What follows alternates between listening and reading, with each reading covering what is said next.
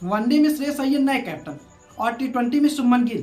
कुछ तो बड़े चेंजेस हैं जो हमारे वनडे और टी20 फॉर्मेट में होने वाले हैं। कुछ तो बड़ा है जो बीसीसीआई करने वाली है। कुछ ना कुछ बड़े चेंजेस होने वाले हैं। तो क्या है पूरा का पूरा मैटर और क्यों ऐसी बातें हो रही हैं, इन सब पर हम चर्चा करेंगे आज। और मैं आपको बताऊंगा कि आखिरकार ये बातें क्यों हो रही हैं। जब से श्रेयस अय्यर को एशिया कप से बाहर किया गया है, तब से हमारे सिलेक्टर्स हो या फिर बीसीसीआई हो, काफ़ी ट्रोल हो रही थी। तो अब जो रिपोर्ट है उसमें कहा गया है कि श्रेयस अय्यर को रोहित शर्मा के बाद, जब भी रोहित शर्मा वनडे फॉर्मेट से रिटायरमेंट का अनाउंसमेंट करते हैं, जब भी वो रिटायरमेंट लेते हैं, तो उनके जगह पर श्रेयस अय्यर को नया ओडीआई का कैप्टन बना दिया जाएगा। वैसे श्रेयस अय्यर डिजर्व भी करते हैं। और शुभमन गिल को लेकर के कहा गया है कि जब भी सूर्य कुमार यादव जब भी स्काई टी20 फॉर्मेट से रिटायरमेंट लेते हैं, तो टी20 का नया कैप्टन आपको शुभमन गिल देखने को मिलेंगे।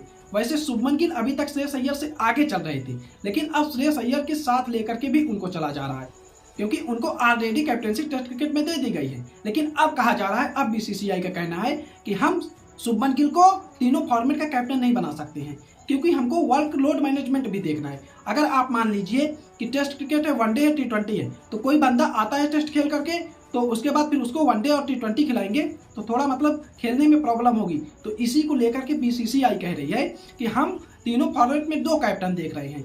टेस्ट का और टी20 का कैप्टन हम बना देंगे किसको, शुभमन गिल को, और वनडे फॉर्मेट में हम बना देंगे श्रेयस अय्यर को। जब भी रोहित शर्मा जाएंगे तो वनडे के नए कैप्टन होंगे श्रेयस अय्यर और टी20 के कैप्टन होंगे शुभमन गिल। वैसे शुभमन गिल को लेकर के तो मैं काफी श्योर हूँ कि शुभमन गिल को सूर्य कुमार यादव के बाद नया टी20 कैप्टन बना दिया जाएगा। लेकिन श्रेयस अय्यर को लेकर के अभी भी थोड़ा मैं डाउट में हूँ कि श्रेयस अय्यर को रोहित शर्मा के बाद ओडीआई का कैप्टन बनाया जाएगा या नहीं बनाया जाएगा। ये रिपोर्ट सही है या फिर नहीं सही है, या फिर जो अभी कंडीशन है, जो सिचुएशन बनी हुई है सिलेक्टर्स की और बीसीसीआई की एशिया कप में श्रेयस अय्यर को ना लेकर के, उसको लेकर के ये सब बातें कही जा रही हैं। और आने वाले समय में श्रेयस अय्यर को कैप्टन ना बनाया जाए।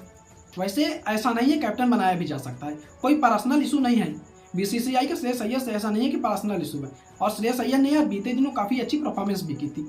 एक ही ऐसा मैच था जिसमें उन्होंने 18 रन बनाए वनडे में, नहीं उन्होंने हर एक मैच में 2 साल से बीते 14+ रन किए हैं।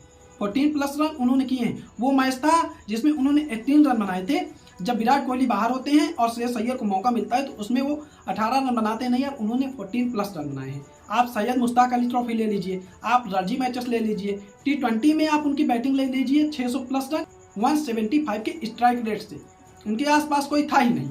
और बेस्ट कैप्टनसी आप उनकी ले लीजिए, तो यार उन्होंने परफॉर्मेंस तो काफ़ी अच्छा किया है। तो अब उनको फल तो मिलना चाहिए, अब उनको नया कैप्टन तो बनना चाहिए, किसी ना किसी फॉर्मेट में कैप्टनसी तो चाहिए।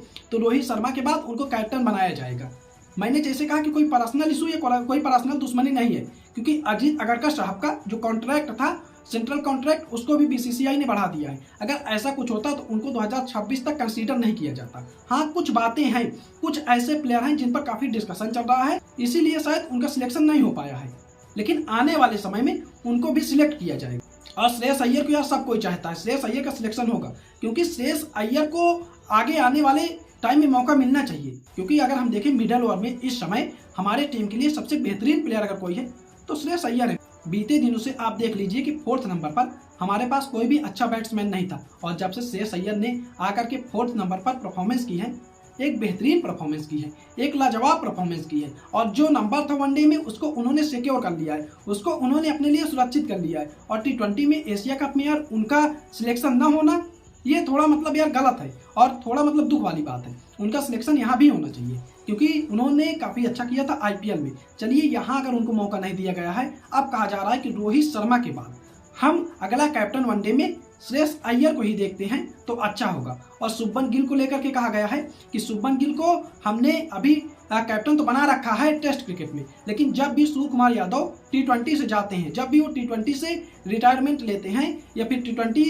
की कैप्टनसी छोड़ते हैं, तो उनके जगह पर हम शुभमन गिल को नया कैप्टन बनाएंगे। इससे हमारा वर्कलोड मैनेजमेंट भी हो जाएगा।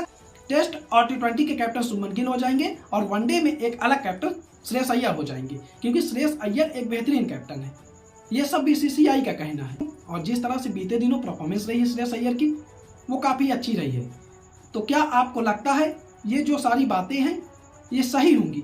श्रेयस अय्यर आपको वनडे के नए कैप्टन मिलेंगे और टी20 में सूर्य कुमार यादव की जगह पर शुभमन गिल का तो आप कंफर्म मान के चलिए, लेकिन श्रेयस अय्यर में अभी भी मुझे 1-2% डाउट है। वैसे आपको क्या लगता है कि श्रेयस अय्यर को वनडे का कैप्टन बनाया जाएगा? वैसे रोहित शर्मा को लेकर के भी मैं आपको एक बात बताता जाऊँ। रोहित शर्मा को लेकर के ये कहा जा रहा है कि रोहित शर्मा बीते कुछ दिनों में रिटायरमेंट ले सकते हैं। वो कह सकते हैं, वो अलविदा कर सकते हैं वनडे फॉर्मेट को भी, क्योंकि जिस तरह की सिचुएशन बन गई है तो रोहित शर्मा को रिटायरमेंट लेना है। अब कब और कैसे उनका रिटायरमेंट होगा, किस सीरीज में होगा, ये तो नहीं कंफर्म है, लेकिन किसी ना किसी दिन रोहित शर्मा खुद ब खुद रिटायरमेंट का अनाउंसमेंट कर देंगे और वो वनडे फॉर्मेट को भी अलविदा कह के चले जाएंगे।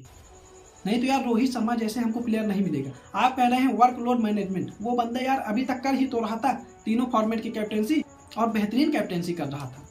तो आपको क्या लगता है कि ये जो सारी रिपोर्ट्स है श्रेयस अय्यर को लेकर के और शुभमन गिल को लेकर के किसके लिए सही साबित होगी और किसके लिए नहीं? कमेंट में ज़रूर बताएं और सब्सक्राइब जरूर करते जाइएगा।